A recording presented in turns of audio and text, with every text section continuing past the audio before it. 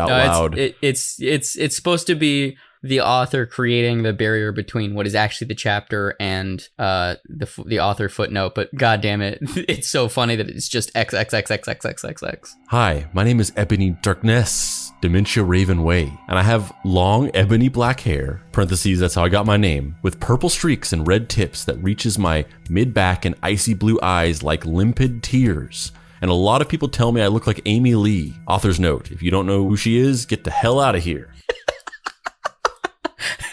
We're 4 sentences in, and this is already so good. It's so good. It's so good. I'm not related to Gerard Way, but I wish I was because he's a major fucking hottie. So, okay. Her name just happens to be Way? But yes, but also, if he's a major hottie, then why do you wish you were related to him? It's so good.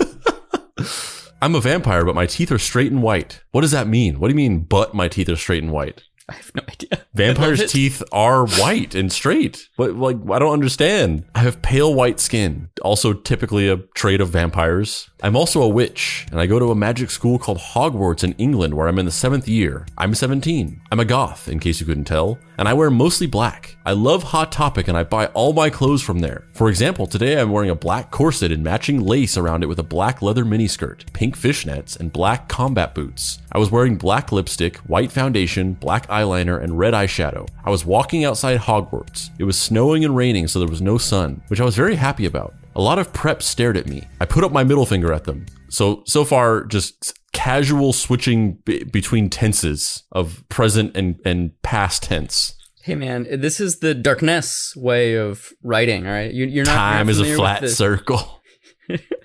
Hey, Ebony, shouted a voice. I looked up. It was ... Draco Malfoy. What's up, Draco? I asked. Nothing, he said shyly. But then I heard my friends call me and I had to go away. That is the end of the first chapter, basically. That's the end of the first chapter. All that build up to just nothing. Just all that build up. Dude, that's the description of the setting, the description of the unnecessary detail about the outfit she's wearing and all of her physical description, all these things that she's doing, the dramatic tension and lead up to this introduction of this character. And then she literally just says, okay, bye. And that's what it all builds to. Author's note. Is it good? Please tell me, Fangs. Chapter 2. It's so much worse to read it out loud. Like it really is. Reading these 2000s goth slangs and stuff is like, when you read it on paper, you're just like, oh yeah, like this is how everyone talked back then. But when you read it out loud, it just becomes so much more like it just makes you feel gross. I don't like saying it. It's weird. Chapter 2, author's note. Fangs to Bloody Tears 666 for helping me with the chapter. God. It sounds like Jar Jar Binks spoken out loud. Which maybe is slightly racist, and I kind of feel weird, uncomfortable reading it. I just picture it. I picture it sounding like Dick Van Dyke's wannabe Cockney accent. Yeah, it is. Oh, chim chimney, fangs to bloody C666 for helping me with the chapter, gov. This was Dick Van Dyke who wrote My Immortal. I love that idea. BTW, preps stop flaming me story, okay? The next day I woke up in my bedroom. It was snowing and raining again. I opened the door of my coffin and drank some blood from a bottle I had. My coffin was black ebony, and inside it was hot pink velvet with black lace on the ends. I got out of my coffin and took of my giant MCR t-shirt, which I used for pajamas. Instead, I put on a black leather dress, a pentagram necklace, combat boots, and black fishnets on. I put on 4 pairs of earrings in my pierced ears and put my hair in a kind of a messy bun. My friend Willow, author's note, Raven, this is you, woke up and then grinned at me. She flipped her long waist-length raven black hair with pink streaks and opened her forest green eyes. She put on her Marilyn Manson t-shirt with a black mini, fishnets, and pointy high-heeled boots. We put on our makeup, black lipstick, white foundation, and black eyeliner. OMFG, I saw you talking to Draco Malfoy yesterday, she said excitedly. Yeah? So? I said, blushing. Do you like Draco? She asked as we went out of the Slytherin common room and into the Great Hall. No, I so fucking don't, I shouted. Yeah, right, she exclaimed. Just then, Draco walked up to me. Hi, he said. Hi, I replied flirtily. Guess what? He said. What? I asked. Well, good Charlotte are having a concert in Oxmead, he told me. Oh my fucking God, I screamed. I love GC. They're my favorite band, besides MCR. Well, do you want to go with me? He asked. I gasped. What happened to the cliffhanger from last chapter? Who was calling her? We'll never know. We'll never know. This is like some fucking Chris Nolan shit. That's going to be a payoff that'll, come to fruition in chapter 44, which we're not going to read. Chapter 3, author's note. Stop flaming the story preps, okay? Otherwise, Fangs to the Gothic for people for the good reviews. Fangs, Agent Raven. Oh yeah, BTW. I don't own this or the lyrics for good Charlotte. Charlotte. For good Charlotte. Horrible Andrew, to read. I cannot tell you how happy this is making me. Hearing you have to say fangs, it's like 9 times. It's so overused. She so specifically focuses on that. She couldn't think of any other. It reminds me of how the parking structures at Universal Studios, like the first one is like the pitch meeting for the parking structures. Like, all right, we got to name the parking structures at Universal Studios. Obviously, they're going to be like cutesy references to movies. All right, let's start spitballing. Anyone have any ideas? What's a name for a parking structure? Jurassic Parking. Perfect. That is great. This pitch meeting is off to a great start. We are going to knock this out of the park. All right, 3 more. Come on, guys. Let's think of the next one. 4 hours later. Frankenstein parking? Like... She found fangs of like, oh, it's like, it sounds like a Cockney person saying thanks, but it's also fangs because you're a goth. And a vampire. And a vampire. But then she never could think of another one. She never found that perfect mixture of Cockney, goth, and vampire. And so she just stuck to fangs. It's kind of endearing. Anyway, back to the show. On the night of the concert, I put on my black lace-up boots with high heels. Underneath them were ripped red fishnets. Then I put on a black leather mini dress with all this corset stuff on the back and front. I put on matching fishnets on my arms. I straightened my hair and made it look all spiky. I felt a little depressed then, so I slit one of my wrists. Jesus Christ. I didn't get this far into reading it because I was like, I read a little bit of it and I was like, oh no, I want to go in cold to read this. Jesus. I read a depressing book while I waited for it to stop bleeding and I listened to some GC. I painted my nails black and put on tons of black eyeliner. Then I put on some black lipstick. I put on foundation because I was pale anyway. I drank some human blood so I was ready to go to the concert. I went outside. Draco was waiting there in front of his flying car. He was wearing a Simple Plan t-shirt. They would play at the show too. Wow, Simple Plan and Good Charlotte at one show? What a lineup. Baggy black skater pants, black nail polish, and a little eyeliner. Author note, a lot faux cool balls wear it okay. What? A lot of cool boys wear it okay. Oh, okay. Jesus Christ. I don't know what's worse, that you couldn't read that or that I instantly could. I think it's harder to when you're reading something that's like confusing. It's harder to parse it when you're the one reading it. It's like that game Mad Libs or Mad Gab or whatever it was called. Okay, so the quote is "Hi Draco" with an exclamation point, but then it says "I said" in a depressed voice, but it has an exclamation point. Yep. Hi Draco. Hi Draco. Hi Draco. Hi Draco. Hi, Ebony, he said back. We walked into his flying black Mercedes-Benz.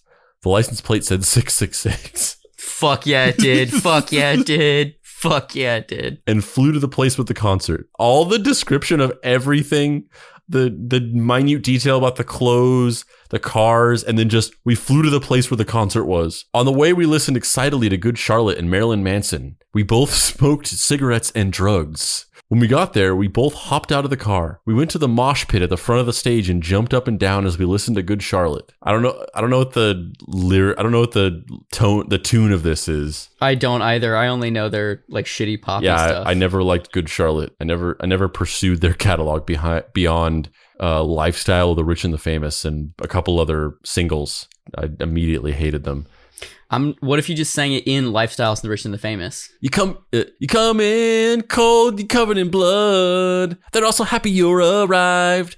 The doctor cuts your cord, hands you to your mom. She sets you free into this life. Sang Joel. I don't own the lyrics to that song. Author note, even though she didn't reference it. She didn't notate it as an author note like she normally does, breaking the consistency. Joel is so fucking hot. I said, oh no, I thought that was Draco. Joel is so fucking hot, I said to Draco, pointing to him as he sung, filling the club with his amazing voice. Debatable. Suddenly, Draco looked sad. What's wrong? I asked as we moshed to the music. They were having a conversation as they moshed. Yeah, dude.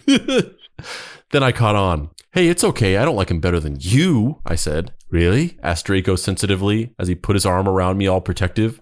While moshing still? While moshing, they're going to have this intimate moment, dude. Come on.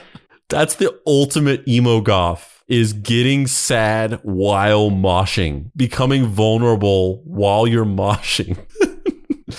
Really? I said. Besides, I don't even know Joel and he's going out with Hillary fucking Duff. I fucking hate that little bitch.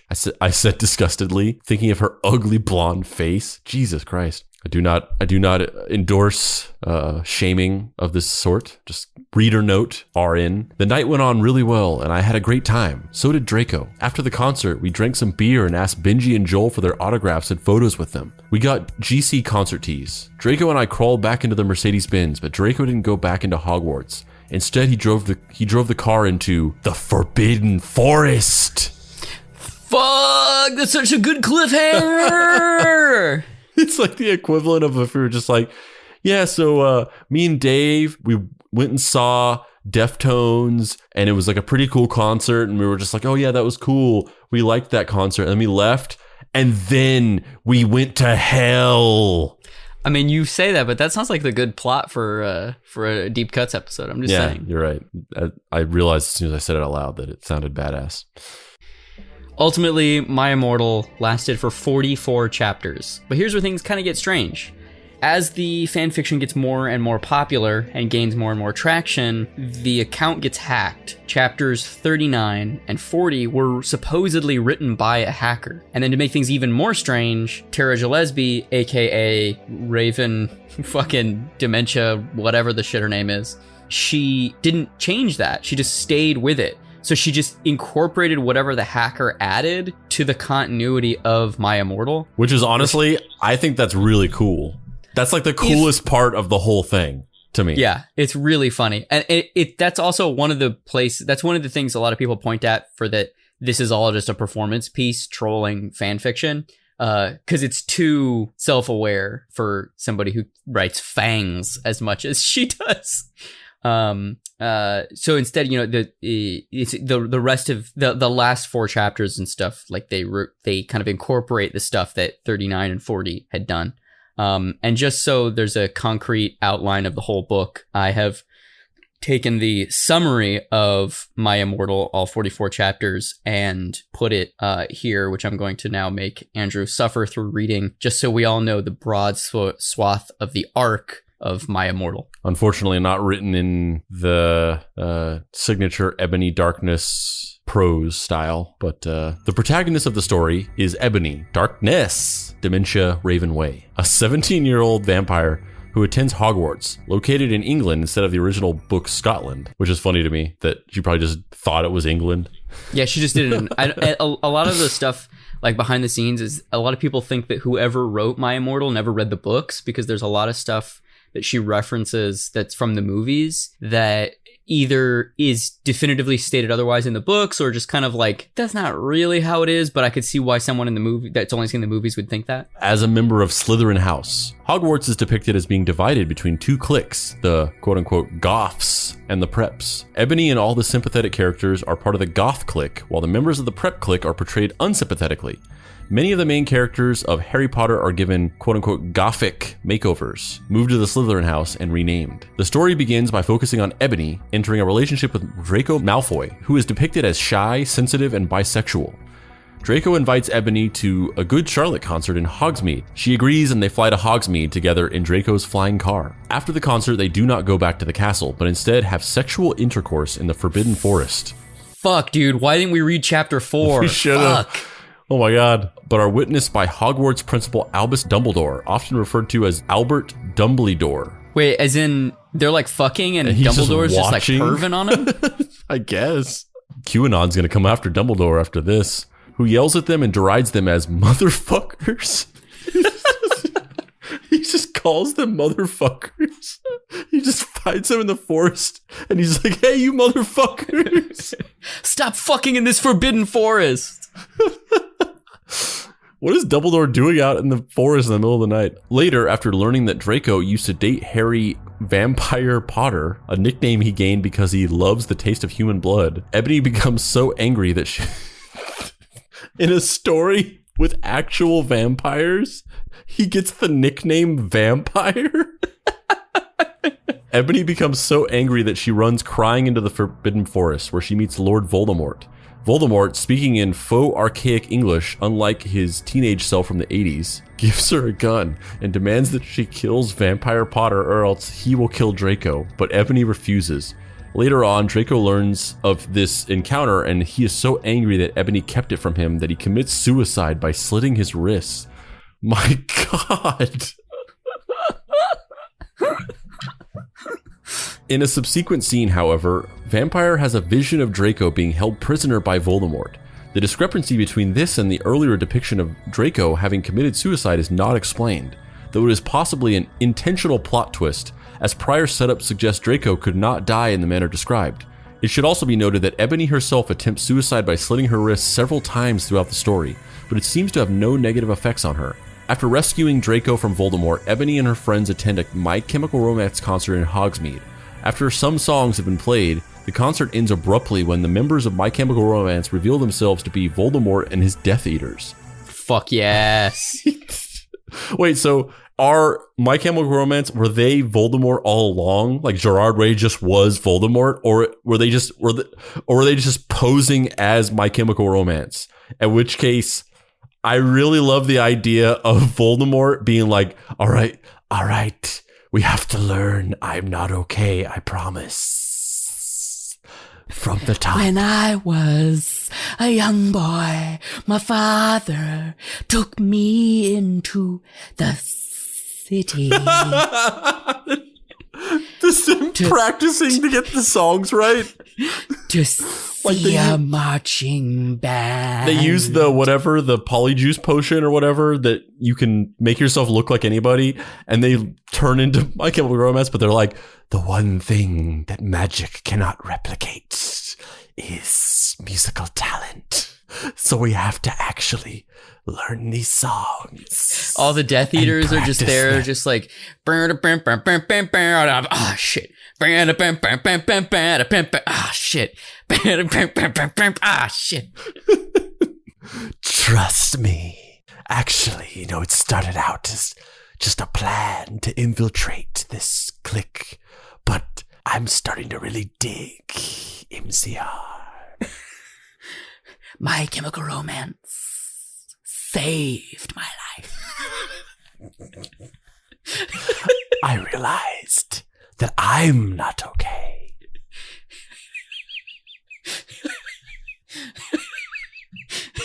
They get up there and he's like, na na na na na na na na na na na na na na na na na na. Everyone's like, boo!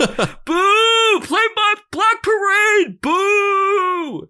He's like, no, I refuse to play the hits. Planetary is a great song. It should have been a single. That album was underrated because it just didn't deliver on the same vibe as what everyone was expecting after Black Parade. And then Grant Morrison walks out dressed as Voldemort, like he's cosplaying as Voldemort. Ladies and gentlemen, this is Grant Morrison as Lord Voldemort. Oh my god, I love the idea of Voldemort genuinely having to practice the My Chemical Romance songs to do this plan. and then becoming a huge My Chemical Romance fan. When I read that they were reuniting after 10 years, I flipped my shit. I'm not okay. I was one of the first to get tickets. I was first in line waiting for when they went on sale. And I was so disappointed when COVID shut everything down. Look at me. Do you think I'm gonna resell these tickets, Ticketmaster? No, they're all mine.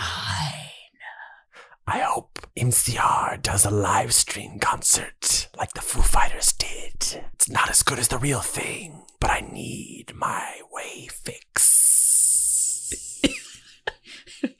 I just want good things for Gerard. I've even started reading his comics. Before that, I refused to read graphic novels.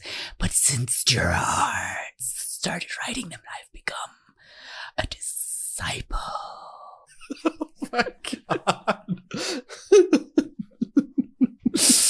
I'm thinking of commissioning James Jean to do a new Death Eaters logo for our joint tattoos. I don't care if anyone likes this episode. This was all worth it. It was. This was it really all was. worth it. So, Voldemort, having revealed that he was disguised as Gerard Way, proclaims his intent to kill Ebony and Draco for the former's failure to kill Vampire. But they are saved by Albus Dumbledore, who had just given himself a gothic makeover. Fuck yeah. It's like the end of Grease, but... Do you think he dyed his beard black? Yes, he definitely did. And he had 4-inch plugs. The next day, Dumbledore gives a gothic makeover to the Hogwarts Great Hall as well, but Ebony feels that he is a poser and dislikes him greatly, a sentiment shared by her friends. During this time, Lucius Malfoy and Sirius Black are inexplicably shot by a gun-toting black guy. What the fuck? Likely meant to be Blade, given the vampire themes. There's also a secondary plot point in which Professor Trelawney, or as it's called in this book, Travolry, Professor Sinistra, or Sinister, or Sinatra, combined into one character, has an addiction to what is presumably the truth serum, Veritaserum. Wait, hold on. Before you go any further. If Frank Sinatra is a goth wizard at Hogwarts, does that mean that they have a duet off where he's like, there's like a mashup of like, I'm not okay and I did it my way? He's like, I did it my way, like a gothic fangs. Trust me. Fly me to the moon, let me play amongst the stars. Teach me how to levitate mushrooms with your wand and other magic shit. Yes. I mean, there's literally a Sinatra song called Witchcraft. You're coming up with all these parodies, and there's just already a song that's exactly suited for being the song that he sings in Hogwarts. Yeah, but come on, it's so much better if he's like, I did it my way. Like a goth in parentheses. A third plot point sees Professor McGonagall, often referred to as McGoogle or McGoggles, and Severus Snape, often called Snap, but also Snope, Snoop, or Snipe. Oh god, I don't even want to say this. Attempting to sexually assault or harm the protagonists. Yikes. Yet another plot point follows Remus Lupin and Snape being bisexuals who spy on Ebony. Ugh, yeah, and casual pedophilia. At one point resulting in a moment shortly after Draco's death where they are sitting on their broomsticks with Lupin masticating to Ebony bathing. So they thought that they meant masturbating, I guess, which once again is disgusting because these people are like, isn't Hogwarts like middle school? Like they're not even high schoolers. No, she says she's 17. Oh, yeah. She's 17. But also, if Tara Gillespie is English, I believe the English age of consent is like 16. So and depending, I think in some places it's 15 or 14. I'm not sure. But it's different than here in the States where typically speaking, except for Florida, it's 18. And I think in Florida it's 16, and maybe Georgia. But actually, I think Canada's different too. I think Canada, it's 16 or 17 in a lot of places. Florida, Georgia, blurred line. Yeah. So again, depending on the authorship, this could either be really weird and problematic, or it could be at least legal. Either way, they wrote masticating, which just means eating, that just immediately makes it completely innocent. Well, still weird. I mean, not innocent. That's very strange. If your teacher was watching you bathing and eating, no, that's weirder. That's weirder than if he was just jerking off. I take back what I said. It's also very apparent too that whether it's a parody or like a troll thing, or let's just say for the sake of this conversation right now that it is serious. I don't know that I believe that it's serious, but let's say that it is serious. The person that wrote this obviously feels very underappreciated and unseen, which is why every character is described how they look like a billion times more than the actual thing, like the plot or things happening. The description of the character is like Jules Verne describing a plant for a chapter, and then the actual plot is like nothing. It's just like, this was the elaborate outfit I was wearing. Oh hey, end of chapter. Yeah, like, okay, going under the supposition that it is genuine, the person that wrote this wants to be valued and wants to be wanted, which is why all the characters are always leering and there's these romantic trysts.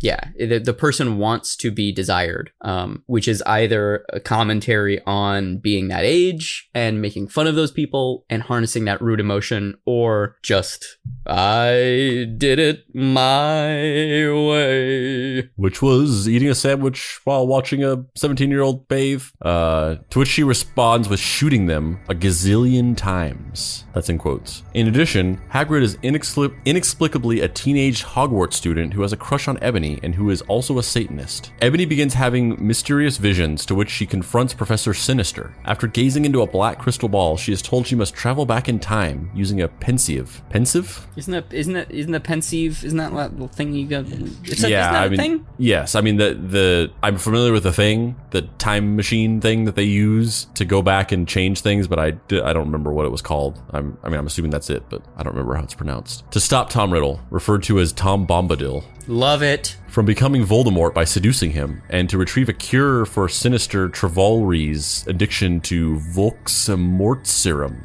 Arriving in the past, she meets the young Riddle, who calls himself Satan, and who has been mistakenly referred to as Tom Bombadil, Tom Anderson, and Stan.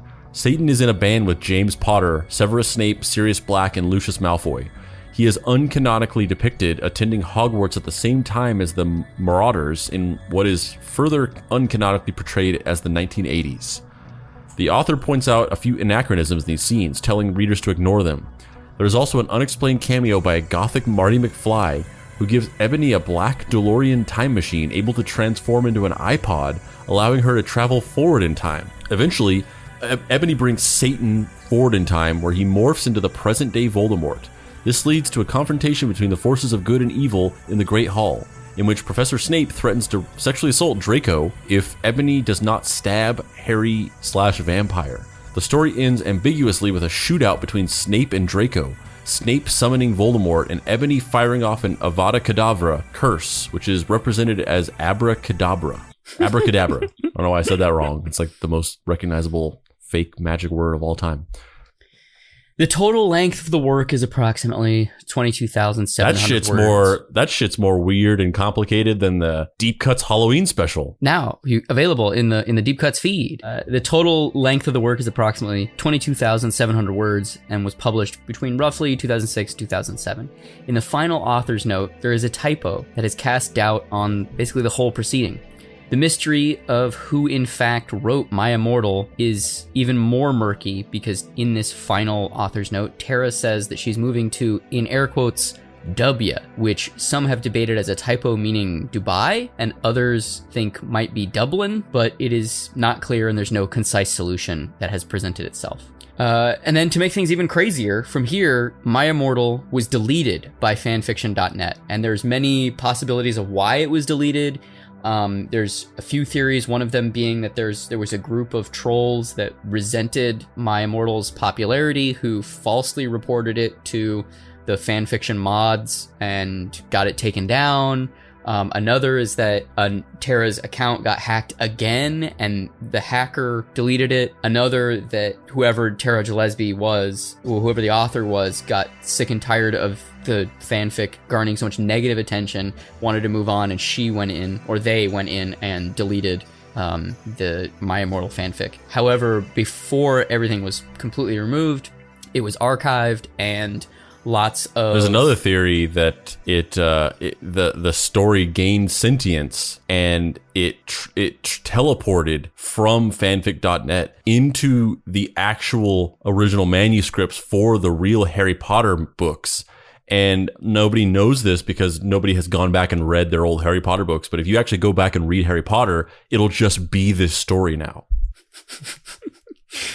So there's all these theories of why it got taken down, but the kind of it getting deleted was kind of the like last straw that just caused it to just completely take on a life of its own. And since being released, it has just completely eclipsed all other fan fictions in terms of popularity. It has been adapted into web series. It's been adapted into podcast plays, YouTube videos.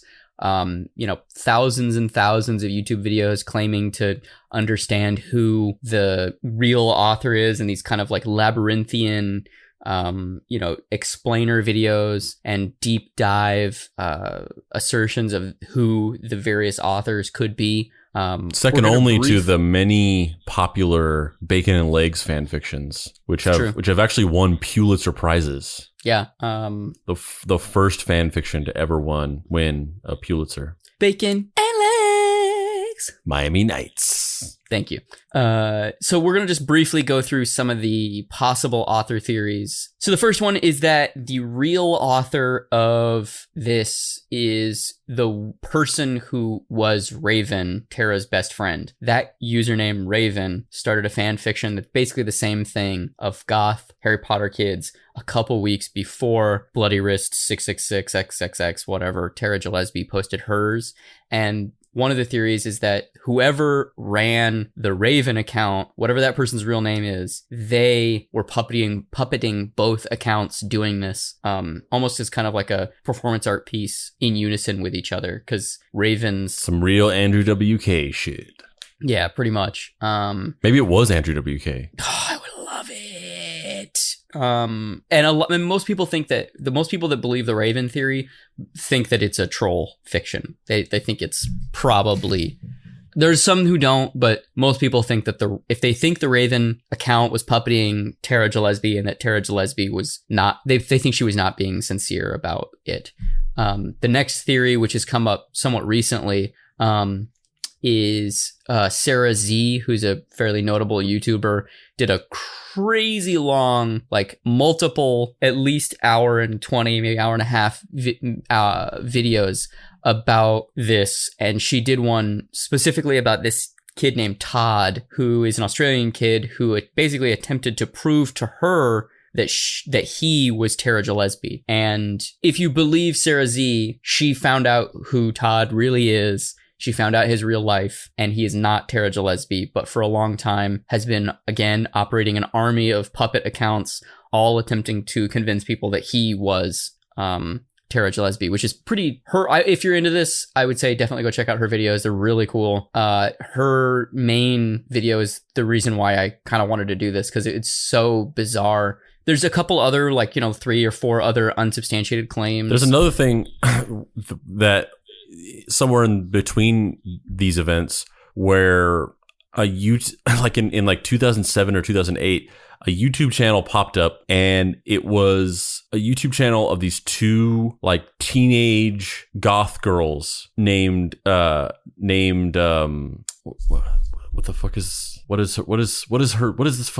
name again? Tara Gillespie? No, the full fake name. Ebony. Raven. Yeah, okay. Ebony, yeah. Dementia, Raven Way, whatever. Yeah, so, and then what's in the name of, then the Raven. So the YouTube channel is these two goth girls, and they're named Ebony and Raven, and they made these videos where they were just saying weird goth things, and they would pray to Satan and all this stuff. And so people discover this channel, and for a long time it was believed that these were the two, because it was the similarities were striking, because it was they had the same names, they were goths. They kind of said similar things to some of the stuff that was in the books, but they never acknowledged or said anything about writing the fan fiction.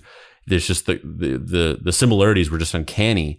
And one day they stopped posting videos, and then a while later, a couple of years later, one of the girls uploaded a video that was her singing a cover of Monsters and Men song, and it was dedicated to the other girl, and the song is about letting go of a lost partner or whatever. So then people thought that maybe the other girl had died or something, but then they didn't post a video again for a long time, and people were just thinking this girl had died. And then years later, or a year later, or whatever it was, then they posted another video with both of them, so she wasn't dead. And people still thought that these people must have written it because just the similarities were too striking. But then they ended up, it was this long wild goose chase, basically, where a journalist got in contact with them to try to figure out if they wrote My Immortal, and they were like, no, we didn't. So it was just this long lead that just led nowhere. That's how a lot of this stuff is, because it's not even like they aren't the writer in like an interesting way. It's literally just like all these people doing online detective work for years and speculating for years. And then somebody finally asks the person that's the supposed target and they're like, no, wasn't me. Or vice versa, where it's somebody purporting to have done it for years and are operating an army of sock puppet accounts for years. And ultimately, when push comes to shove, it's just like, oh yeah, it wasn't them. And it's just, they just all have dead ends. Like all the stories have dead ends. The fourth area of credit claim is a woman named Rose Christo came forward and definitively proved that she was Tara Gillespie. And off of that, got a high-priced book deal with Macmillan.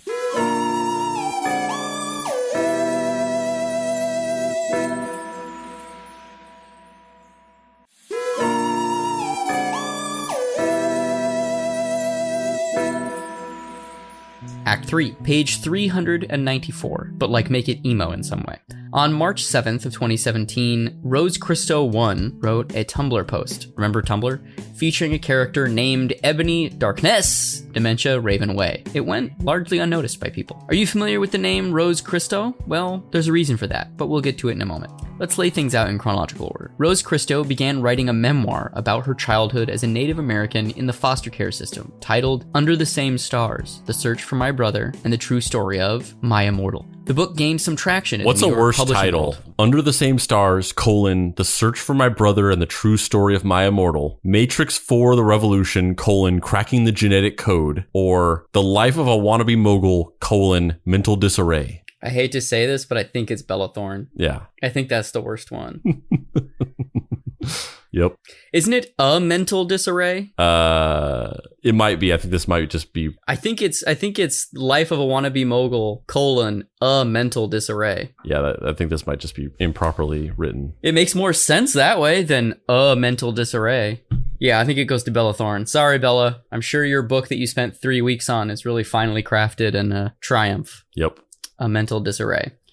The book gained some traction in the New York publishing world and was quickly snapped up by Macmillan publishers. They allegedly hired a lawyer to verify Christo's claims. She supplied an email address that she'd created her fanfic.net account with, and a flash drive containing the first 11 unedited chapters of My Immortal. The lawyer was satisfied that she was Tara Gillespie. That gets us up to March. In August 2017, posted on a Fiction Press account, she maked? You're talking in the style of My Immortal. Fangs for your help, Andrew. It's just because I'm gothic, okay? In August of 2017, she posted on a fan press account making similar claims about being Tara, but still nothing, no public reaction. In later August, an independently published book titled Handbook for Mortals made its way onto the New York Times bestseller list. An ensuing scandal arose, which revolved around the author basically just buying their way onto the list. And this narrative, as well as the word mortal being in both titles, caused some speculation that the book Handbook for Mortals, which was authored by Lonnie Sarum, was actually really Tara Gillespie. Why did they think this? Well, no real reason, just because the internet is always looking to make connections. So the way that Lonnie or Lainey Sarum got onto the New York Times bestseller list is that she just bought a bunch of her own books. And I want to know how many books she had to buy to do that. They released the numbers that at that time, and I believe it was like 8,000 in 1 week. If you sell 8,000 copies in a week, you make it on the list. So that's really interesting to me because I wouldn't want to do that to get some shitty book that is bad onto the bestseller list. But I'd have to work out the math of how much that costs, which probably, I mean, how did she afford that? She must be rich. How else could you do that? Because we're talking about a new book that just come out. Like we're not talking about mass market. We're talking about a hardcover, which is like at minimum, like $15, if not 40. And you specifically, there's a couple ways she could have done it. She could have done it through, if she had BookScan retailers that would help her, that's one way she could have done it. BookScan is the way that the book trade tracks sales. It's kind of like the Nielsen ratings for book sales. So if she had 1 or 2 or 3 BookScan approved retailers that would buy X numbers of books for her, and then she would just pay them, and they would do it at wholesale, that could work. Not to give away the kayfabe of everything, but a lot of comic book publishers do that, and a lot of comic book creators do that. especially if it's like a celebrity book.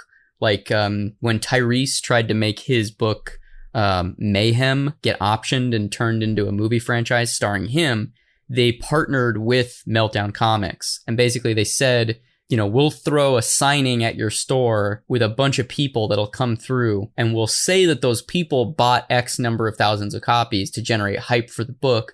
But I, Tyrese, the wealthy actor, singer guy, will just buy 30,000 copies of the book or whatever through the Meltdown account so that it'll track in Diamond so that I can show production companies and producers that our book sold 30,000 copies. As I'm making that number up, but honestly, it probably was somewhere around there as a sales figure. It happens all the time. Yeah, I kind of want to just keep that in my back pocket, and someday I want to do something weird. I want to get some weird book on the bestseller list, like Hilsmer's Journal. Hilsmer's How to Dick Turkey Tree. Yeah, I'm into it. Hilsmer's big book of sweaty swamp jumps. The Swamponomicon. Oh, the Swamponomicon. Of course. Yeah, the Swamponomicon. Yeah. I would love that if we just got that onto the New York bestsellers list. People are like, what the fuck is this? I think they, in fact, it's such a common practice that production studios used to do it in the 70s. Godfather. That's how they got Godfather on the New York Times bestseller list. Is they had everybody at. It wasn't Mario Puzo's Breathtaking Prose? No, what they had is the company that optioned Godfather hired everybody that worked in both their LA and their New York offices, and they gave them all whatever $50 each. And they had them each individually go to different bookstores and buy out all the copies of the book, artificially inflating the demand, causing them to order more, causing the hype to build, causing real people to go in and buy the books. The only reason I know this is because Nicholas Meyer, the director of Star Trek II, Wrath of Khan, Star Trek VI, Undiscovered Country, and staff writer on Star Trek Discovery Season 1, was a production assistant in the publicity or marketing department at the company that was producing Godfather in the 70s, and he wrote about this in his book, A View from the Bridge, which I have read because I'm a huge nerd. Also, I wrote a Star Trek book, Star Trek Voyager, Seven's Reckoning, on sale wherever comic books are sold, written by me. We're going to make it seem like it sold really well by having every Deep Cuts listener buy 4 of them. Yup. And here's where things really take off. An assistant editor at Macmillan tweeted that Sarum was not the author of My Immortal because they had a book coming out from the real author of My Immortal later that year, which then led to everyone on the internet to freak out, thinking that the Tara Gillespie mystery had finally been solved. But then certain details didn't add up. There were inconsistencies in Rose's story, vagaries, lack of specificity. People wanted more details, which Rose was cagey about providing. She eventually issued a public statement saying that she never would have included My Immortal in the book if it wasn't for the fact that it happened when she was a teen. Then a month later, in a Kiwi Farms post, Christos's real-life brother refuted many of the claims about their life and said that he didn't know if she did or did not co-write My Immortal, but he did know that she purposefully got aspects of their life incorrect. Including the fact that she was Native American. For real? That was one of the things? Yeah. I didn't see that. Yeah, the whole thing, that was the whole thing. She was like, it was almost like it was a whole part of the sort of sympathetic story was like, you know, we're Native Americans. We were born on this reservation in this broken home. We were separated and put into the foster care system. We were sort of mistreated as Native Americans within this system. And I'm just trying to find my brother. And her brother was like, we're white, like completely white. I love it. Yeah, that she wasn't Native American. They were never in the foster care system. They had just gotten separated because they had a bad home life. She went to like live with her grandma or her aunt or something, and he stayed with her mom. And he wasn't lost. Like she knew where he was, and he had said that he had reached out to her several times, and she just like didn't respond to him. I love it. Oh, the charlatanism. I love it. Macmillan investigated, and they found evidence that she was a fucking liar. and they dropped the book. Rose Christo basically, took to Tumblr, remember Tumblr, and in October of that year, and revealed that her original name was Teresa Rose Konstantidopoulos, and acknowledged Christodolopoulos, and acknowledged that the forum poster who had come forward purporting to be her brother was her brother, and conceded that she had changed aspects of their lives, but she said that she did it to protect her family members. Yeah, her statement on it kind of doesn't really make sense, because it's almost like she's like replying to the criticism that she's choosing to reply to and just not acknowledging the rest of it. Because she's like, yeah, I changed details about our names to protect our identities. But it's like, but that's not what we're talking about. Like, you said you were Native American, but you're white. And you said that you were in the foster care system, but you weren't. And you said you were looking for your brother. And that's why you wrote My Immortal, because you wanted it to go viral. And then you wanted to use your viral fame to find your brother as some sort of like weird, like 4D chess strategy that you somehow concocted as a preteen. We're not talking about whether you changed your names or not. We're talking about all this other stuff. Yeah, but she still maintained that she co-wrote My Immortal, which leads us to the final pervasive, permeating question that lingers throughout all of the story surrounding My Immortal. Who is Tara Gillespie? And at this point, it doesn't look like we're going to find out. All right, guys. I admit it. It was me. I wrote My Immortal. God damn it, Hilsmer. It was originally supposed to be a Ricardo Montalban fanfic, but I saw that Harry Potter was trending with the kids, so I changed it at the last minute. That's why Vampire has just a sweet set of washboard abs.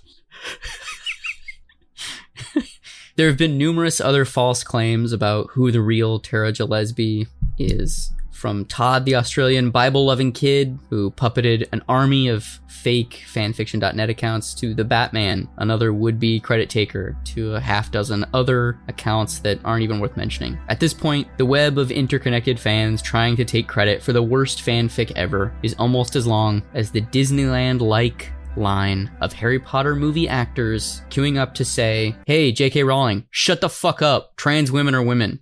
I'm Dave Baker. And I'm Andrew Price.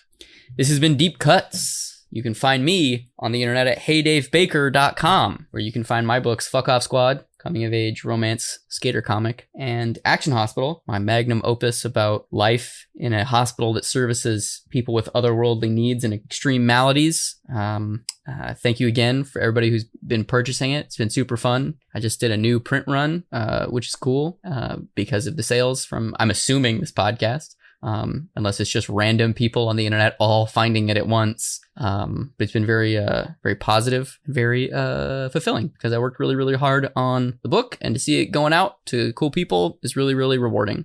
Andrew, please stop me from being so sincere. Where can people find you on the internet?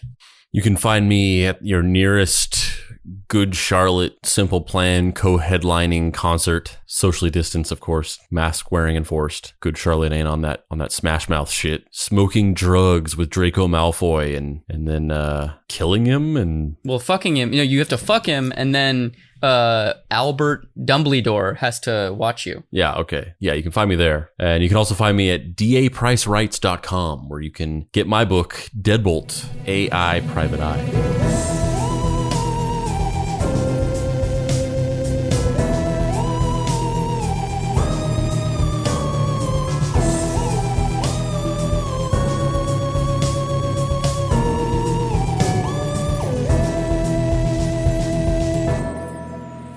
Deep Cuts is a production by Boy Genius Media. If you'd like to find this show and others like it, please visit boygeniusmedia.com or deepcutspod.com. If you want to join in on post-episode discussions, please join the Deep Cuts Podcast Facebook group. Finally, subscribe to our YouTube channel for additional video content. The incidental music for this episode was created by D. Catalano, whose music can be found at wekeepoddhours.bandcamp.com. And the Dead Boy Detectives, who